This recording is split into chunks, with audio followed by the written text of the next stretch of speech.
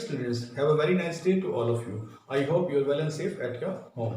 जी हाँ प्यारे बच्चों, उम्मीद करता हूँ आप घर पे ठीक ठाक होंगे और अच्छी तरह अपनी पढ़ाई कर रहे होंगे। जी हाँ मेरे प्यारे बच्चों, आज हम पढ़ने वाले हैं 11th इकोनॉमिक्स में से एक टॉपिक इसेंशियल ऑफ सैंपल के बारे में। क्या है सैंपल के लिए ज़रूरी बातें, अगर सैंपल का चुनाव कर रहे हैं तो किन किन बातों का ध्यान रखना चाहिए, और हम पढ़ने वाले हैं कि अच्छे सैंपल की क्वालिटीज़ कौन कौन सी होती हैं। दोनों का आंसर एक ही है।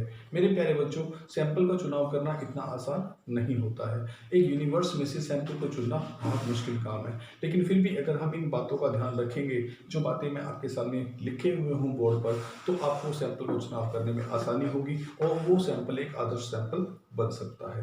पहला गुण है सैंपल के अंदर कि वो सैंपल पूरे ग्रुप ऑफ पॉपुलेशन का रिप्रेजेंटेशन करे। जी हाँ, रिप्रेजेंटेटिव पहला है, a sample must represent all the characteristics of the universe. It is possible only when each and every item of the universe had a equal chance to being selected as a sample. जी हाँ, अगर मैं आपको बात करूं कि population में से sample जो है वो होना चाहिए जिसके अंदर पॉपुलेशन के सारे गुण आ जाए, जिसके अंदर पॉपुलेशन के सारे कैरेक्टरिस्टिक्स हों, क्योंकि अगर उस पॉपुलेशन की, उस यूनिवर्स की सभी आइटमों को रिप्रेजेंटेटिव करने वाला सैंपल हमने लिया है तो वो एक आदर्श सैंपल है जिसमें उस पूरी पॉपुलेशन के सारे गुण होंगे और वो आदर्श रूप से व्यवस्थापित हो सकता है। दूसरा जो गुण एक सैंपल के अंदर होना चाहिए वो है इंडिपेंडेंट। जी हाँ, जो पॉपुलेशन है वो एक बहुत सारी चीज़ों का समूह है, उसमें से एक आदर्श सैंपल हम प्राप्त करते हैं। वो सैंपल जो है एक बड़े ग्रुप का, उसी पूरी पॉपुलेशन का जो है रिप्रेजेंटेशन करता है। साथ में वो सैंपल की हर आइटम जो है वो दूसरी आइटम से अलग होनी चाहिए। जी हाँ, उस पर डिपेंड नहीं होनी चाहिए। अगर वो डिपेंड होगी तो एक अच्छे सैंपल का चुनाव नहीं हो पाएगा। जी हाँ, इस तरह यूनिवर्स की जो आइटम्स हैं वो डिफरेंट होनी चाहिए और इंडिपेंडेंट होनी चाहिए। इंडिपेंडेंट होने के बाद उनमें से अगर हम चुनाव करते हैं अच्छे सैंपल का, एडिक्वेसी में सैंपल को लेकर, तो वो बहुत अच्छी तरह सैंपल को आदर्श रूप से फिट बैठेगा।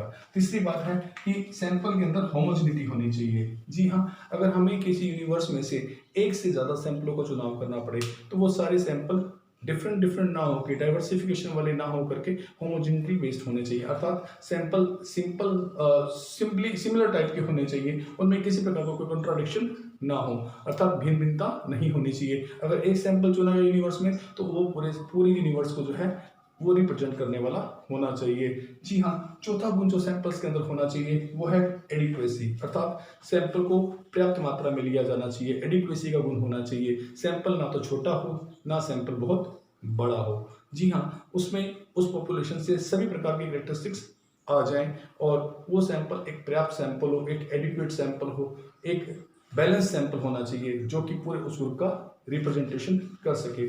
प्यारे बच्चों, अगर आपको कहीं पर सैंपल का चुनाव करना पड़ता है तो इन बातों को ध्यान में रखिएगा। एक आदर्श सैंपल के लिए इन 4 गुणों का होना जरूरी है। गुण तो और भी बहुत हैं, परंतु सिलेबस में 4 दिए गए हैं। एक सैंपल पूरी पॉपुलेशन में से ऐसा होना चाहिए जो पूरे ग्रुप का रिप्रेजेंटेशन कर ले, उसकी सभी कैरेक्टरिस्टिक्स रखता हो। दूसरा, सैंपल जो है वो इंडिपेंडेंट होना चाहिए, किसी दूसरे पे डिपेंड नहीं करना चाहिए। जी हाँ, वो इंडिपेंडेंट होना चाहिए ताकि वो इंडिपेंडेंटली उस ग्रुप का जो है रिप्रेजेंटेशन कर सके। सैंपल्स में होमोजेनिटी का गुण होना चाहिए, उसकी आइटम एक दूसरे से सिमिलर होनी चाहिए, कॉन्ट्राडिक्शंस वहाँ नहीं होना चाहिए। तीसरा, सैंपल की मात्रा पर्याप्त मात्रा में लिया जाए, ना तो वो कम लिया जाए ना वो ज़्यादा लिया जाए। उम्मीद है बच्चों आपको समझ आया होगा और थैंक यू वेरी मच।